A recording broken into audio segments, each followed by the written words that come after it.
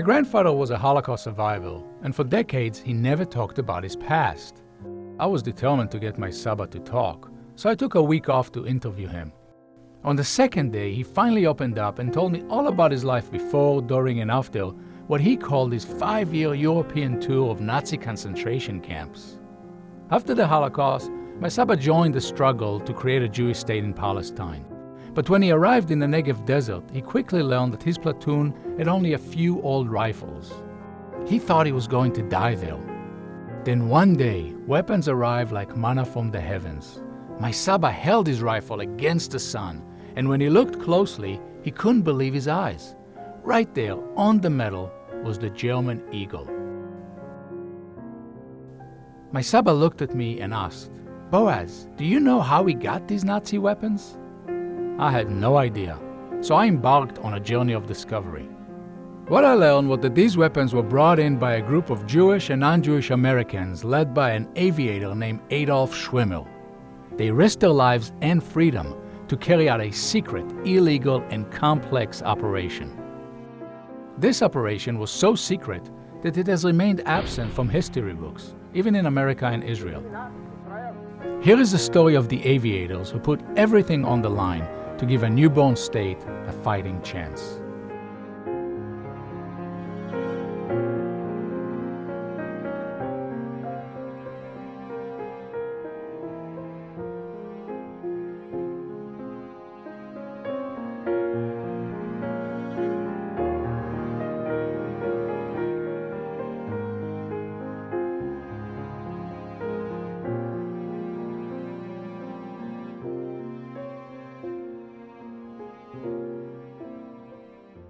It's hard to believe that only 3 years after the Holocaust, Jews again faced annihilation.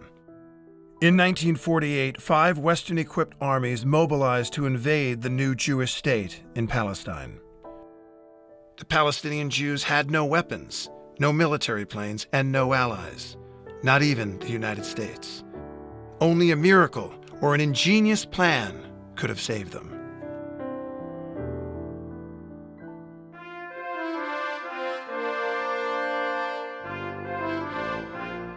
There was nothing in Al Schwimmer's background to indicate that he would one day play a pivotal role in the reshaping of the Middle East. Al led a quiet private life before he led the clandestine 1948 operation to arm the besieged Palestinian Jews. No one would have imagined that he would become one of the FBI's most wanted men. This law-abiding first-generation American served honorably as a U.S. Air Transport Command flight engineer during World War II. He earned the trust of everyone around him, making lifelong friends across the globe. Besides, he shied away from conflict. His war record is transporting this and that, not combat. Once in his entire World War II experience, the plane that he was flying was buzzed by German planes who just disappeared. They were probably low on fuel. There was also nothing in Al's background to indicate that he would one day stick his neck out for his fellow Jews. He distanced himself so far from Judaism, his World War II buddies thought he was German. He observed no Jewish holidays and avoided political discussions about the future of the Jewish community in Palestine. He had been in Tel Aviv a few times. No great connection. After the war, he was asked by his mother to see on one of his trips if he could find any traces of her family. Al visited displaced persons camps in Hungary and France. He found out that most, if not all, of his extended family had perished during the Holocaust.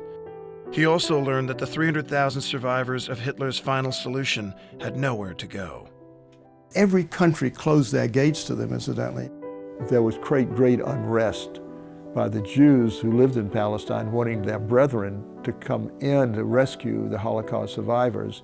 And so the British set up a blockade, a naval blockade, to limit the number of Jews coming in. The British controlled Palestine from 1920 to 1948. They realized that there are a lot more Arabs than there are Jews, and there are a lot more Muslims than there are Jews, and that the Arabs had oil and the Palestinian Jews had nothing. These are only a few of the thousands who dashed themselves against the ironclad British blockade of the coast. Just north of Haifa, a blockade runner is beached after the 1,000 illegal immigrants had put up a savage battle against the naval boarding party. The immigrants are transferred to other vessels to await deportation to Cyprus. They had one commission after another met of the United Nations after World War II to decide what to do with Palestine. The resolution was adopted by 33 votes, 13 against, 10 abstentions. The vote was to establish two states in Palestine, one Arab state and one Jewish state. And the Arab countries essentially said they weren't going to abide by it. Feeling that they were being made to pay the price of a European atrocity, the Holocaust, Arab leaders had good reasons to reject the UN partition plan. Although the British had promised them all of Palestine, the UN offered only half, an insult considering Arabs made up 2/3 of Palestine's population. The partition plan was voted by the UN on November the 29th, 1947. The British said they would get out on May the 15th. The Arabs were going to invade on May the 15th. The Jews knew they didn't have arms. They knew they had only 600,000 people. These Arab leaders were sort of vying for each other on who was going to get the spoils. The Arab League vowed to conquer all of Palestine. Thus, hundreds of thousands of Palestinian Arabs left their homes, planning to return after the war. If you were a Jew there, you figured that you probably weren't going to survive whatever happened. As a child, Al struggled to survive. An accident left him with a permanent limp, and his family's abject poverty forced him to drop out of school at an early age. He had to become street smart and fast. I was born in New York City, and I was raised in Connecticut in the middle of the Great Depression, and we just didn't hardly have enough to eat in the house. A refugee family, Hungarian, who, like many refugee families at the time, struggled. Al's father was frustrated, not being able to get into the economy. He was also a proud Jew, although not a practicing Jew. He reacted at times violently to expressions of anti-Semitism. Al went the other way, became he would never fight. I was with the U.S. military in Vermont, simply living and working around there as a kid in order that I wouldn't be a burden on my parents. He always wanted to fly and always wanted to own an airline. He would go by the airfield and eventually got a job there as a grease monkey and ended up just before the war at TWA as a flight engineer. In his TWA duties, he had seen refugees in Europe and he wanted to do something. He had this idea of flying refugees into Palestine. Somebody's at sea for 5-8 days. There's plenty of time to be found, but why not fly them over?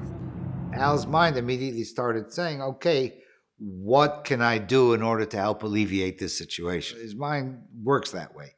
It's not I'm appalled by what I see or I'm excited by what I see, but it is what can I now do? So he went to the Jewish agency, which was then in New York at a place called the Hotel 14. The Hotel 14 housed the North American offices of the Palestinian Jewish underground, the Haganah. Its leader, David Ben-Gurion, set it up to raise funds and acquire weapons in the United States. It was, of course, watched by the FBI. The entry to the Hotel 14 was the very famous Copacabana Club, where people like Frank Sinatra would appear. And the connections with the mafia proved themselves to be very useful. Frank Sinatra himself once took a stash of money on behalf of the Haganah and gave it to someone. So he went there. Now, the person at the counter, this formidable lady, said, well, come back next week and leave your details. And then they started checking him out. 1948, having a first name of Adolf was not terribly popular. Eventually, he got a hearing. He put forward his ideas. They were listened to, but again, it had to be checked out. I don't know. I felt that it's doable and we've got to do it. We have no choice. By that time, the main interest was no longer to get refugees from Europe into Palestine. What was of most concern was getting ready for the war. The United Nations had declared a world embargo against sending arms to the Middle East. But the British continued to send arms to Egypt and Jordan.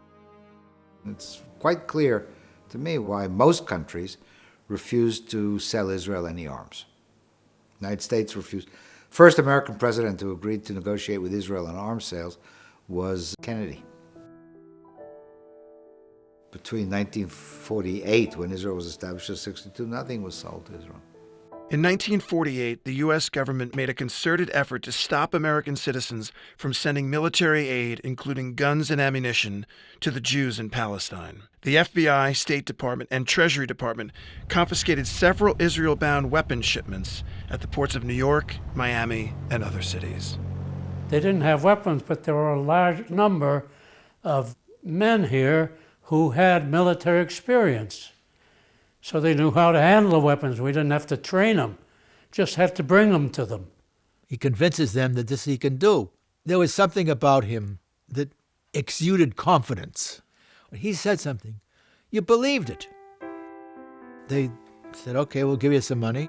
The Haganah's U.S. operations chief, Yehuda Arazi, a master of disguises and covert affairs, told Al that they were scrambling to find an entity that would sell Israel weapons. But buying the weapons would be only half the battle. Your job, Arazi told Al, would be to get them to Israel. Al knew what he had to do. Race against the clock to buy and fix transport planes and prepare them for government inspections and transatlantic crossings, as well as build a team of trustworthy pilots and crews. As Al was leaving, Arazi asked him if he realized that he'd be breaking both U.S. and international laws, and that the FBI would tail him. Al said, "Now I know." The first thing Al did was call his friend and TWA colleague Sam Lewis, with whom he flew during and after the Second World War.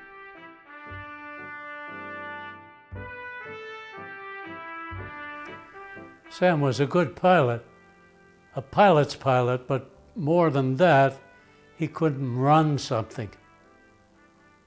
But he could carry out any flying mission you would put him on, no matter how tough, and had the guts to do it. That is the main reason why Al Schwimmer contacted me. Sam, we need pilots. We want you to train them. We want you to become involved wholeheartedly.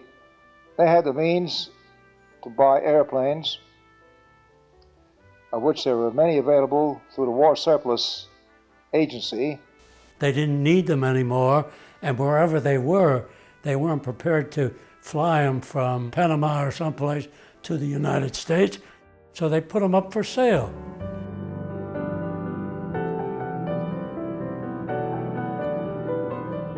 He bought 3 Constellations for $15,000. It looked like a constellation, but it really wasn't. It was really junk. Sam brought the first Connie in. We took it out that night. I was on it, Schwimmer was on it. As we break ground, Sam says to Schwimmer, "Well, Al, it flies." Of course, there was the necessary subterfuge. We had to form what we called an airline. Al, in order to get this thing started Schwimmer Airways. He needed a strong manager to oversee the plane repair and preparation, so he called on his multi-talented World War II buddy, Ray Selk. He came out with Al Schwimmer. They set up a base at Burbank Airport. They rented space. They got airplanes. They got parts. They got mechanics. They had people working there. All the while knowing that this was illegal, which of course made the logistics much more difficult. Also made the recruitment of people more difficult.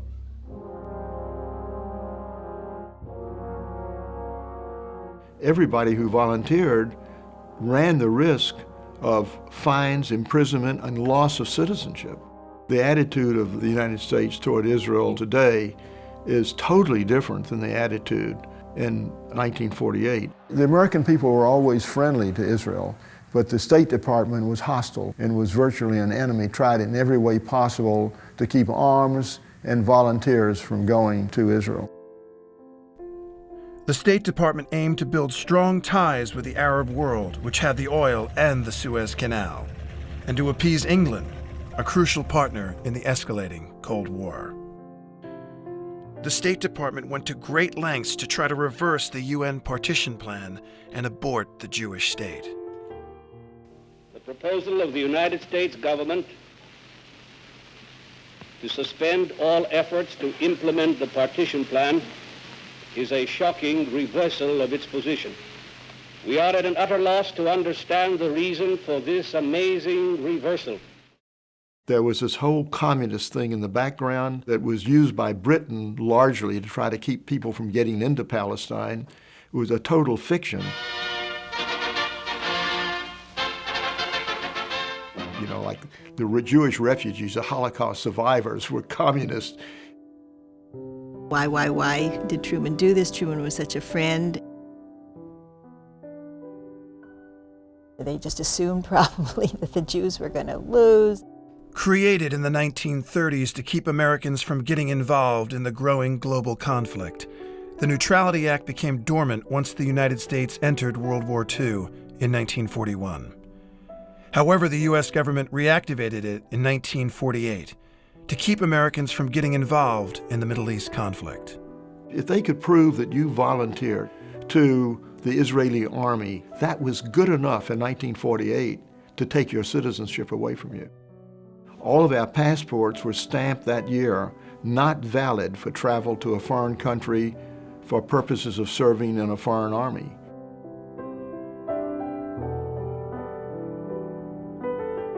We created a few different airlines in order to keep the authorities off our tail because they were after us. But where do we get the pilots? How many pilots can you get that would do so-called illegal type of flying?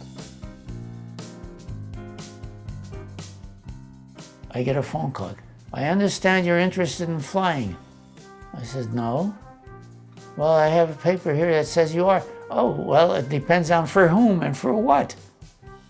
That's how I met the Al Schwimmer group. An immigrant from Hungary, Lou flew in the Pacific as a U.S. Marine fighter pilot during World War II. Frustrated that he never got a chance to fight the Nazis, he spent his post-war years helping to create the Palestinian Jews Air Force, which consisted of a few ineffective Piper planes.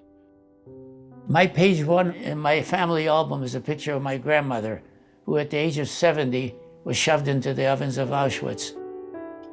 When I had introduced Al, by the way, he was so modest. I'd say, I want you to meet the man that changed my life. And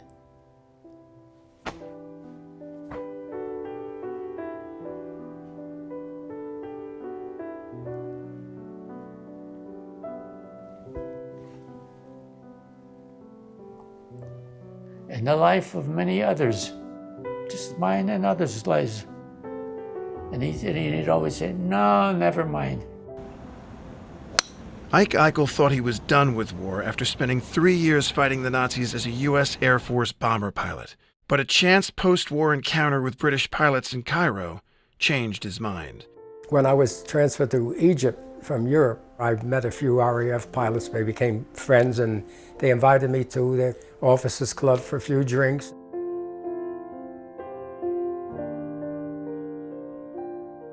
And we said, well, gee, they're talking about founding a state of Israel. He says, it'll never happen. They'll be attacked right away. I said, the Egyptians will attack. He says, and all the other Arab countries will attack it. And he says, they'll be using us. I said, how could you do that? We'll take a leave of absence, and we'll be technical advisors, but we'll be flying the airplanes. Hearing this caused Ike to seek a way to help the Palestinian Jews. Through his aviation connections, he found out about Al's operation. I was sworn into the Haganah, believe it or not. In one of my trips to Germany, I met some first cousins that had survived the camps. They were bereft of water. To keep her small daughter alive, she had to feed her urine on her lips to relieve her some little bit.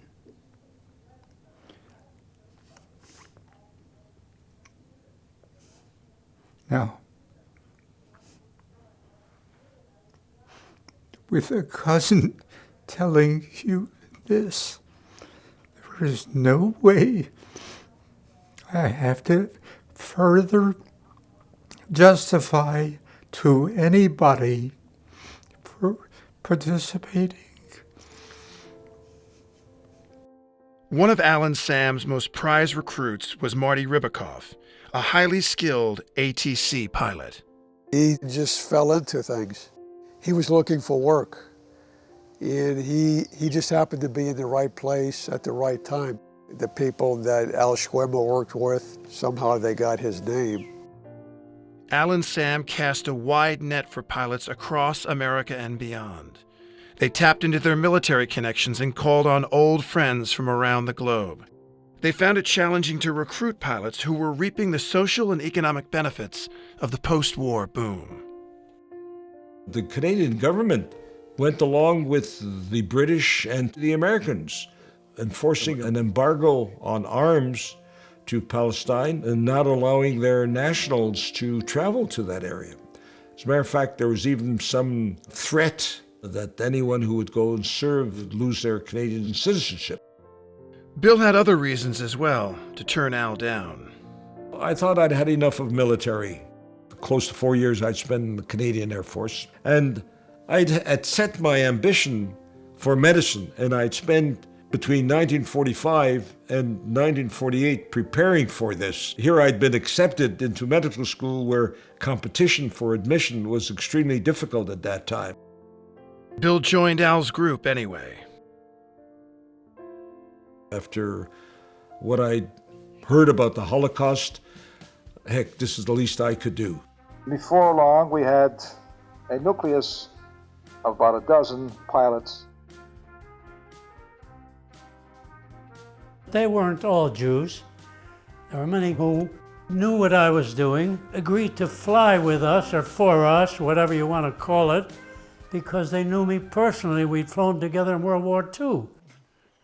Before he could join Al's team, radio operator Eddie Stierek first had to get out of a British prison in Palestine. I was arrested for bringing in Jews from France. We were caught for aiding and abetting illegal immigration to the Holy Land. So we served 4.5 months in a British prison in Accra. I wasn't breaking the law, I was saving a people. I'm not Jewish. And I went there and I did it. I can't even talk to anybody about it because who the hell is going to believe it? And when they ask me, are you not a Jew? How do you explain that? I don't know, I can't explain it, I just did.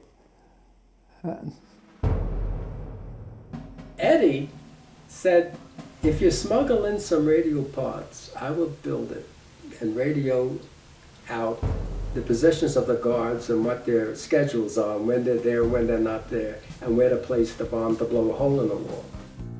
So they knew which wall to blow and where the prisoners wouldn't get hurt, and they blew the hole in the wall and the prisoners escaped.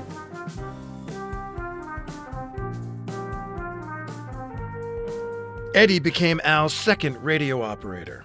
The first was Harold Livingston, an ATC radio operator during World War II. After the war, I went to work right out of the Army for TWA, the airline. That's where I met Sam Lewis. That's where I met Schwimmer. I set up TWA's ground stations in Tripoli and in Cairo, and then I was in Dhahran, Saudi Arabia. That's where Harold met Ike. We get a call one day. You got to get a guy out of Saudi Arabia, out of Dhahran. He said he punched one of the Arab officials in the nose and they're going to cut off his hand or something. That was Livingston. And I said, what'd you do? Why'd you punch the guy? He said something nasty about Jews. Harold surprised himself with his violent reaction to the Saudis' anti-Semitic remark. I was an American. Not a Jew, an American. The reason Harold joined Al and Sam had little to do with his Jewish background. It was the idea of getting back into action. The planes that Al bought were 3 Constellations and 10 C-46s. We paid $5,000 apiece for the C-46s. Otherwise, I had to leave them there and junk them. He says, you just go down to the War Surplus Administration and buy a C-46. Okay, I followed instructions, went down there, showed them my discharge certificate. I gave them the $5,000, and they gave me a piece of paper that I own a C-46. And then Schwimmer's guys picked it up. Sam Lewis took me in hand, and he actually taught me how to fly a C-46, a plane I'd never even been into before. I get in the airplane, and Sam says, you never flew one? And Sam, I've never even seen one.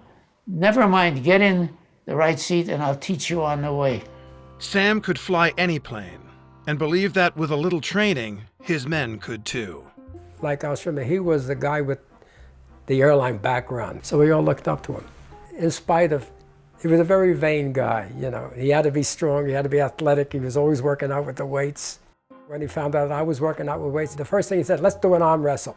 And I was starting to beat him, and he looked like he was going to panic, so I let him beat me. Whenever he'd see me, no matter where we were, he'd challenge me to push-ups. I beat him only once. After that, I let him win all the time.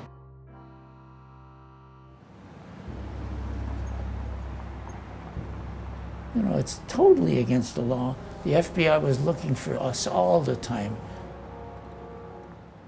They came to our house, I remember, and they wanted to talk to him.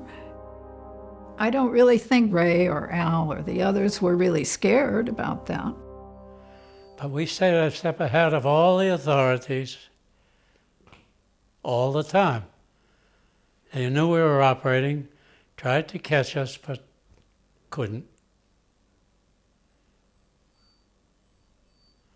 When they were there, we were here. When we were here, they were there. We were always not available. Al and Sam moved half of their airplanes to Millville, New Jersey. At the Millville airport, Arazi told Al that Israel finally found a country willing to sell it weapons.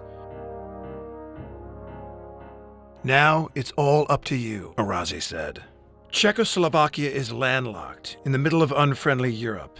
These weapons will save no one unless you bring them to Israel.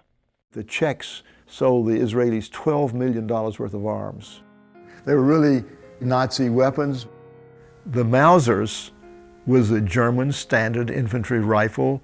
If you look closely into the metal, you will see the German Eagle. They sold Israel 30,000 rifles, 10 or 15,000 machine guns, bullets, thousands and thousands of rounds, and 25 Messerschmitts. The planes were surplus airplanes that were made in Czechoslovakia during the Second World War. And there was a lot of that stuff still lying around. So the Jews bought it, and they trained pilots. One of the fighter pilots was Gideon Lichtman, who flew for the U.S. Air Force in the Pacific during World War II. I was going to NYU at the time, putting little numbers and little squares in a bookkeeping class there. I said, what am I doing here when I could possibly be helping out the Jews in Israel? I get a mimeographed form. I put down there I was a fighter pilot. I started getting telegrams and phone calls and everything, and it was like in the movies. Switching back to his natural role of a fighter pilot after helping Al out with the transport planes, Lou joined a few other Americans on their journey to Czechoslovakia. Landing behind the Iron Curtain at the start of the Cold War, the fighter pilots were already on edge before they saw that they would be training at a former Nazi airbase on Nazi planes. They gave us beautiful flight jackets and gloves. I put it on, looked down there. There's the Luftwaffe wings on it. Took it off, very carefully took off the wings. On the territory of this airbase, the first conversion course was commenced in first day of May 48, and the first group of pilots were consist of several Israeli pilots and several English-speaking pilots from South Africa and from USA also.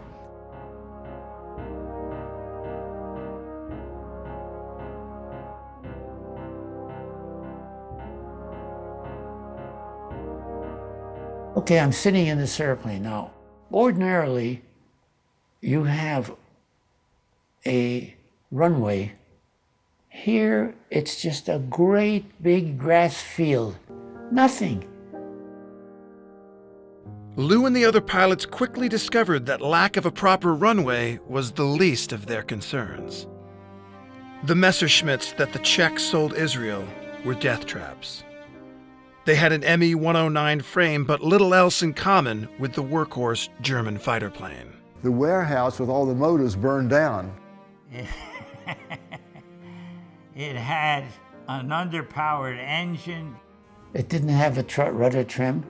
To put the flaps down, you had a little wheel about that size that you had to crank. So you never get to put the flaps down. It was underpowered, nose heavy, and not too stable in landing. But it was better than nothing. They wouldn't let military planes out, but this prohibition didn't go for transports. But every time the State Department got wind that any plane was going to go to Israel, they tried to find some other reason. So what they did is they imposed a law on weight. We had no export license from the States. We had to have a way to fly from the States to Europe with airplanes, parts, engines. Well, Schwimmer knew or was friendly with this man named Marty Belfon, who had been a major in the United States Army Air Force. Belfon was married to the niece of the then president of Panama. And Schwimmer sweet-talked him into coming in with us. Panama didn't have an airline, and so they said, here, we can give you an airline. We've got an airline. We will start an airline for you. We've got these planes. So they transferred the 13 airplanes into Panamanian registry, and it became Líneas Aéreas de Panamá, which was the national airline of Panama with the Panamanian flag. They went to the extent of printing a brochure. They opened up LAPSA offices. Sam quickly secured a Panamanian registry number for his favorite, Connie, and flew it to Panama's brand new international airport. He swiftly returned to the U.S. to help Al sneak out the C-46s. We overloaded the C-46s to the maximum capacity and beyond even. If we'd had an engine failure on one of the C-46s, they wouldn't be able to make it. After our training in the C-46, both in California and New Jersey, we got the word we got to go to Panama, get the airplanes painted up, and get our license number from the Panama government. They were going to then take these planes out to Panama, and the State Department still tried to keep them from doing it. Customs agent tried to hold us up, prevent us from flying. They actually blocked the runway. Al's men figured this was their last chance. They just said, we're going to run over these cars that are in the runway. You want to stop us, you'll have to shoot us down. And we went to Panama. We had 6 C-46s in Millville, New Jersey, and 4 in Lockheed Burbank Airport. The California group went from Burbank to Mexico City to Panama. We went from Millville, New Jersey to Jamaica, Kingston, Jamaica, Panama. They were received with great fanfare. The president of Panama was there. The pilots and crew, however, were not in a festive mood. Their overloaded planes had claimed the lives of 2 pilots, 2 friends, in Mexico City. Mexico City had a very long runway, about 11,000 feet, but it was a very high field elevation. And if you were very heavy and overloaded, your takeoff roll was excessive. Sam Lewis got off by the skin of his teeth, My dad followed in the second airplane. He barely got off also. And Bill Gershon, with King as his co-pilot, were the third to take off. Just as he cleared the runway, Bill Gerson lost an engine. What Gerson did was he lost the engine and he dumped the flaps to get gain out. And that's a very tricky maneuver, and it didn't work. The plane crashed. Bill and Glenn King died. My father sort of instituted a pilot's rebellion, if you want to call it that I think Schwimmer wasn't too happy about. Schwimmer, having been blamed for Gerson's death because he overloaded the airplane, comes down with him and Schwimmer. Schwimmer sat there in this, as I say, this commanding presence with all of us there, but there must have been 20 guys in this room in Panama, and he said, if I'm a murderer, then I did it. I okayed that weight. I flew that airplane myself. They all had to be overloaded because they couldn't leave the equipment there. It would have been confiscated. Schwimmer calmed everybody down. Then Shamir got up and he gave this speech, how they're fighting in Israel and they're dying, and without you, he said, we have nothing. We're gone. And before he was done, I'd have thrown myself out the window if he'd asked me to. Their confidence restored, the aviators waited in Panama for Al's green light. Until they could figure out some of the logistics of getting them out of Panama and into Europe and the Middle East. To make it legitimate, we're flying cattle from one place to another. We needed some licenses, radio licenses for the airplane. I go to the Panamanian Transport Commission, I don't know who to, and he said, well, I deal in ships. I said, well, now you're dealing in airplanes. So he had to go out. I'm thinking, I'm in some kind of trouble here because he's going to go out, he's going to find out, he's going to check around, and he'll see that this is a scam. But he comes back, gives me these 10 documents. I get out of there fast. Then one day, we told him we're making a route survey flight, and all the airplanes take off and they go. Never came back. We fitted the aircraft up in ferry tanks and extra drums of gasoline to give us the legs to get across the South Atlantic. We couldn't go the northern route. The United States wouldn't let us. When we got the signal, we took off from Panama to Paramaribo, Dutch Guiana, all 9 of us, and flew to Natal, Brazil. We get some cooperation from British South American Airways. And they don't know who we are. They think we're legitimate. So we use their radio facilities. The U.S. State Department inadvertently did Al a big favor. The Panamanian cover would help shield his men on every leg of their turbulent voyage. 2 by 2s they left, the C-46s. Across the ocean to Dakar, Africa, to Casablanca, Morocco. When we landed in Casablanca, at the airport there were some demonstrations. There were guys marching back and forth, placard, down with Israel, kill the Jews. So we were going into town, so he said, we'd like to hire somebody to guard the airplanes. The airport manager said, well, what about those guys? I said, are they trustworthy? He says, yeah, they work here. So we hired the anti-Israelis to guard the Israeli airplanes. From Casablanca to Catania, Sicily. Meanwhile, Harold's C-46 remained in Brazil for repairs. We went to lunch one day with our friends, the British South American, the BSA guys, and he showed us a newspaper clipping that 2 airplanes carrying Panamanian registry have been impounded in Catania, Sicily. He said, that wouldn't be your airplanes, they cut us off. We left that night, thankfully.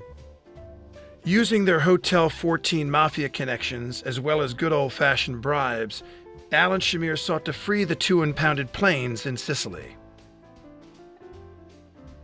While they waited, Ike and Eddie went into town. The next thing I know,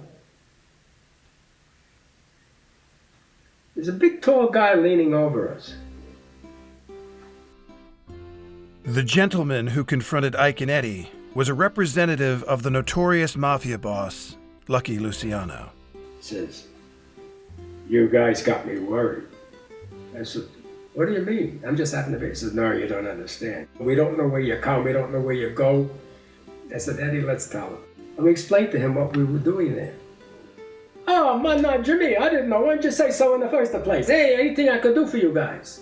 I said, well, we could use some Thompson submachine guns. The next day, I get back to my room, and it's a big box. And it's a case full of brand new in Cosmoline Thompson submachine guns. That afternoon, Ike, Eddie, and their teammates flew the two planes out of Sicily and entered Russian-run Eastern Europe. We took off from Sicily, went to Brno, Czechoslovakia. And then we went to Žatec, Zebra. We had code names. Zatek was Zebra, Ajaccio was Jockstrap. Tel Aviv was Tulsa. Israel was Oklahoma. The United States was Detroit. South America was Latin Detroit. Al was Irvin Johnson. The Connie was Cadillac. The C-46 was Dodge. The Messerschmitt was Knife. Messerschmitts couldn't reach Palestine on a direct flight from Czechoslovakia. They didn't have the range. They had to be flown there. Al brought over these big transport planes, but the Messerschmitt didn't fit. So the Messerschmitt had to be taken apart. We put the wings in one C-46 and the fuselage with the engine and everything in another C-46. They hustled to load the other C-46s with rifles and ammunition. I had everything inspected before we took it on board, and if a rifle didn't work or something, we left it. Al ordered his men to land in Israel just after British rule ended. The C-46 couldn't make it all the way to Israel. We had to stop at Ajaccio, Corsica to refuel. We remained in Corsica for a few hours. Of course, there was a dismantled Messerschmitt fighter on the plane. We figured out how long it would take us from Ajaccio to Akir in Israel. And we estimated the time to be that we would arrive on or about midnight, May 15th.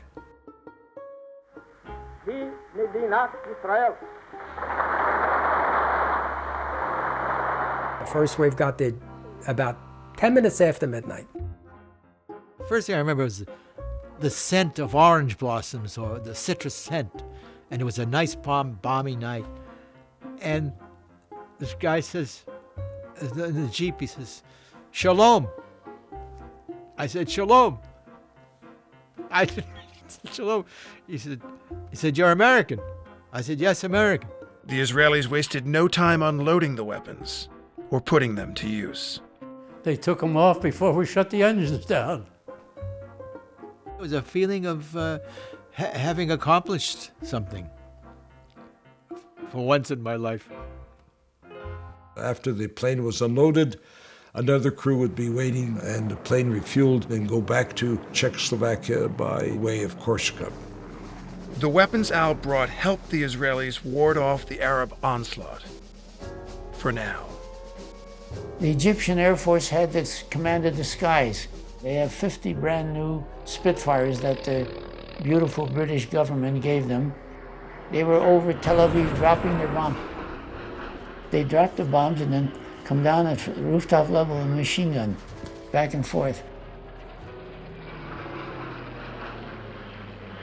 Al realized that fighting 5 armies on 4 fronts, the Israelis could only hold on for so long. So he flew back to the States, knowing he could be jailed at any moment, to try to buy and smuggle out bombers. They had a warrant out for my arrest. The FBI. You ever heard of them? Al outfoxed the FBI to purchase a B-17 bomber from the Air Force, on the condition that he would turn it into scrap metal. Back in Czechoslovakia, training on the Messerschmitts, Lou devised a dramatic plan of his own. Used the element of surprise to destroy the Egyptian fighter planes and bombers on the ground. I said, well, I think the only chance that we have is to hit El Arish where they're coming from. Under the protection of its Air Force, an Egyptian army division of more than 10,000 troops advanced on Israel's economic and political center, Tel Aviv.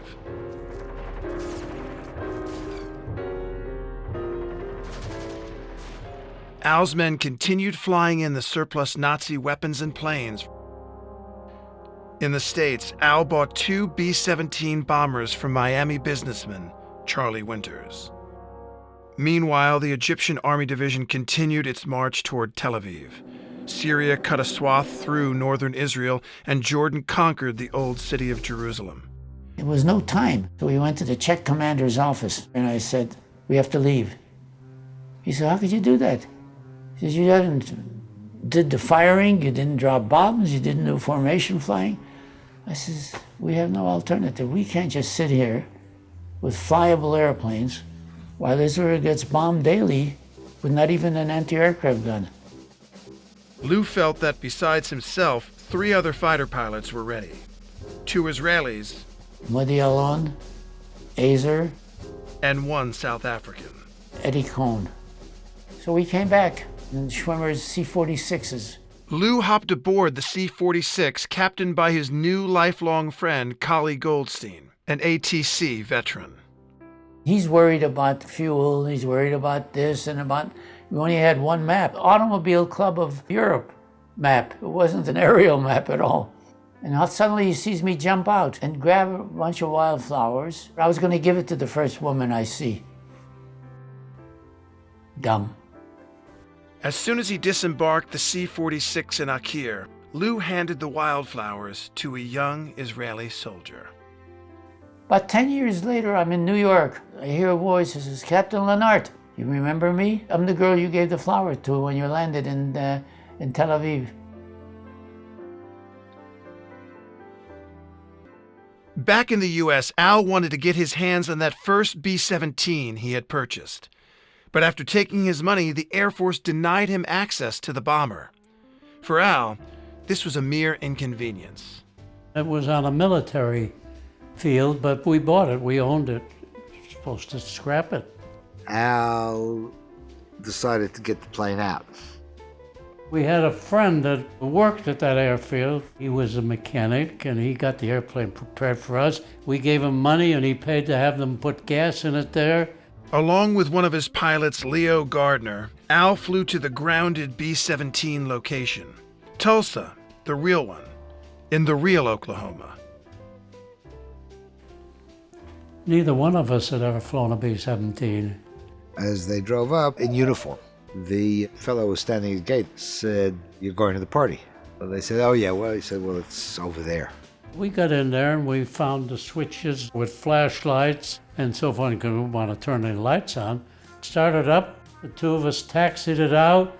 The tower, we heard him, "Don't take off now, please identify yourself." We went off. In Israel, Lou and 3 of the other fighter pilots prepared to take off on the Messerschmitts, which had finally been reassembled. They prepared to carry out Lou's plan using the element of surprise to destroy the Egyptian Spitfires on the ground. Bombs were hung because the next dawn I would be flying to El Arish. At the last moment, everything changed. A jeep roars up and he says, "Listen, the whole Egyptian army is 6 miles from the air base here. If we don't stop them tonight, they'll be in Tel Aviv tomorrow morning and the war is over. We're finished."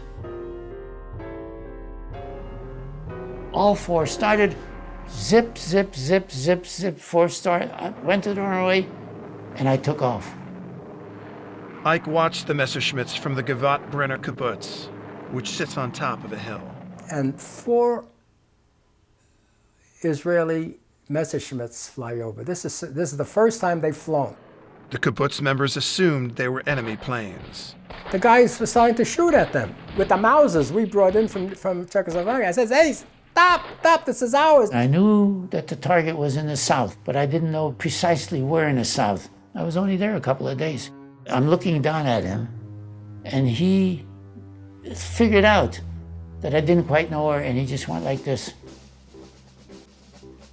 I straightened the airplane out. He was on my wing, and I saw the whole Egyptian army as far as I could see. They came down in single file, did a bombing run on the first pass, which completely took the Egyptians by surprise. I turned the airplane upside down because when you dive bomb, the more you get to a 90-degree angle, the better your aim is. By the time they came around for the strafing run, it was just full of anti-aircraft flak. Came around and made a third pass. The number 4 guy on the end got shot down. That night, the intelligence people intercepted a message that said, "We are heavily attacked by enemy aircraft and we are scattering." They never moved 1 inch forward. The aerial attack saved Israel and turned the war around. Al's operation gave rise to an Israeli air force that lost no dogfights, chased away Egyptian and Syrian fighter planes and bombers, gained control of the skies, and allowed the Israeli troops to protect their new homeland. The Egyptians and Syrians, they were expecting to fly over and not face any opposition, and here these fighter planes were climbing up to try to shoot them down. They ended up shooting down either 16 or 17 planes. The first person to shoot down a fighter plane, an Arab fighter plane, is totally unknown. If you mention Gideon Lichtman to an Israeli, they wouldn't know who he was at all. The plain fact is, if it wasn't for us, it would not be in Israel today. To assure Israel's long-term survival, Al gathered his men in Miami to smuggle out the 3 B-17s he had bought. We took off one after the other. Miami to San Juan. We had a navigator who was basically navigating by the stars to get us to first in the Azores for refueling. And then we landed in Czechoslovakia. The B-17s were totally stripped down, so they reinstalled bomb racks. When they took off from Czechoslovakia, they would bomb Arab targets on their way to Israel. They aimed for the King's Palace, it was King Farouk, but they missed the target, and then they bombed Gaza.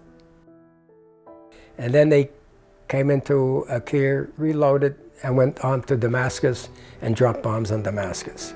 They weren't really looking to destroy cities and whatnot like in World War II. What we were doing is sending a message that we could reach you too.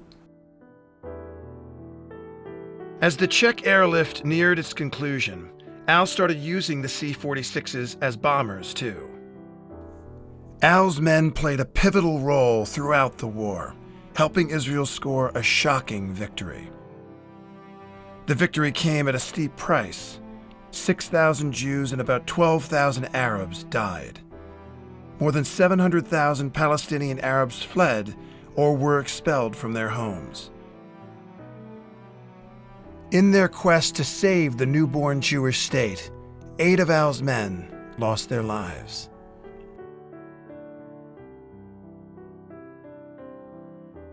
Al's men helped create a new commercial airline.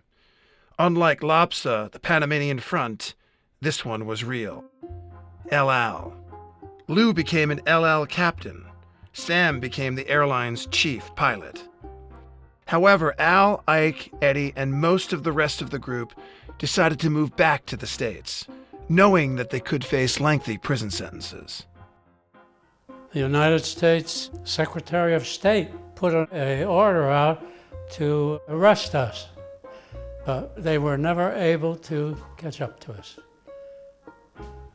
Until in the end, when we went ahead and gave ourselves up, when it was over.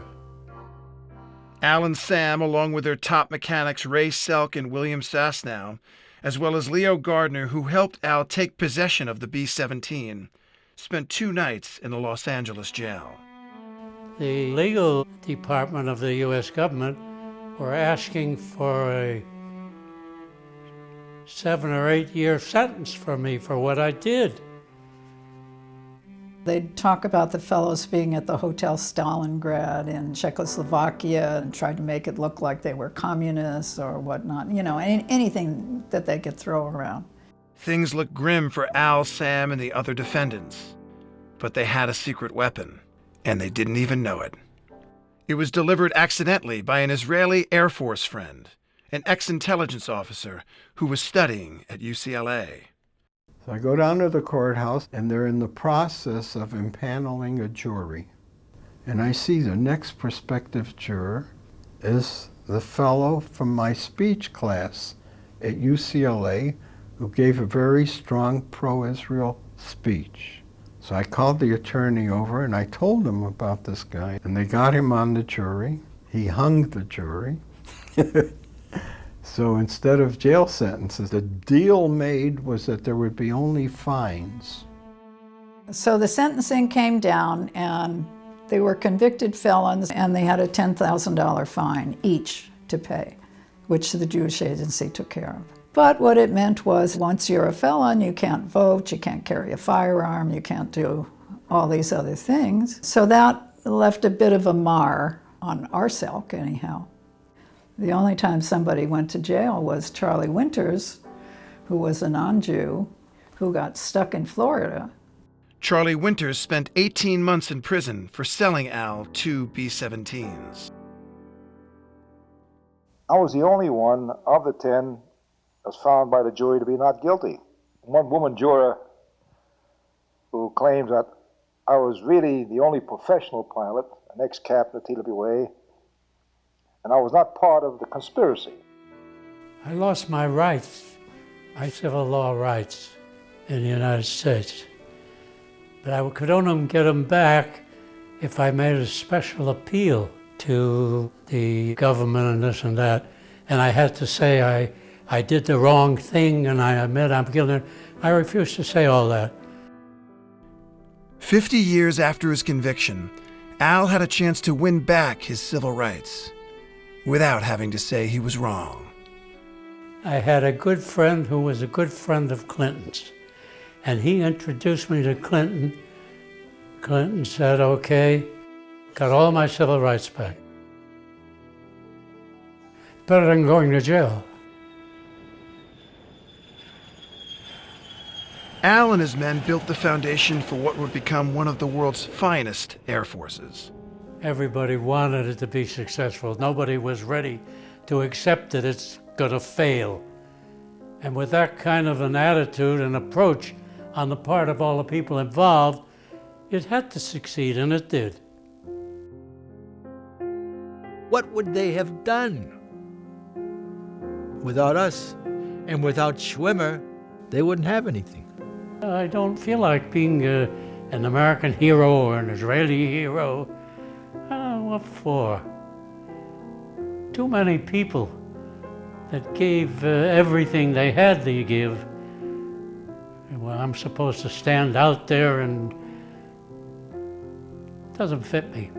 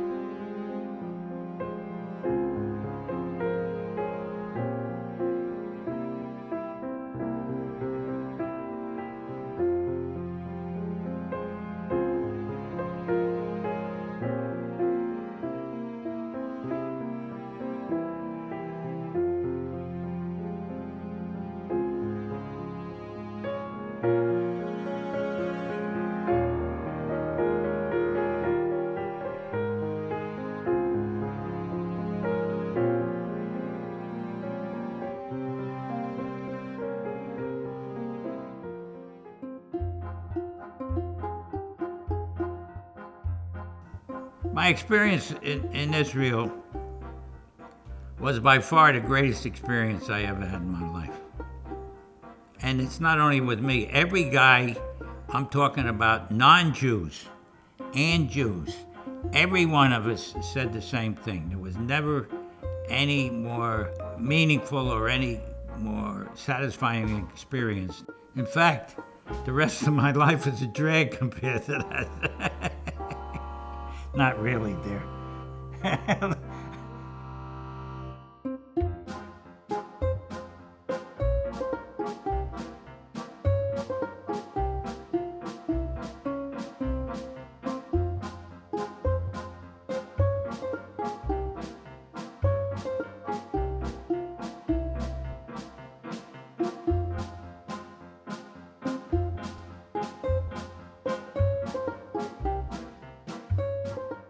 Funding for A Wing and a Prayer was made possible by